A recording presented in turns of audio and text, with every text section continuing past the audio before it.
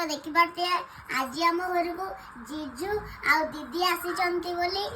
से आम घर आज बिरियानी आ जीजू होइची कौन कहल मटन तरकारी मु तो खाएनी आ पापड़ सलाड जीजू भल लगुची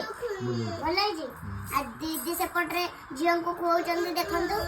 आ दीदी आमे एठी खाउछु बहुत ही टेस्टी है बापा रांधी बिरियानी आ सब दिन आ सेपटे जीजू खाउछंती मटन मु खाउछु बिरियानी तो चलंतु खाइबा केमती कोन लागुची जीजू तो कहले बहुत बढ़िया है मु चलंतु खाइ कहबे केमती है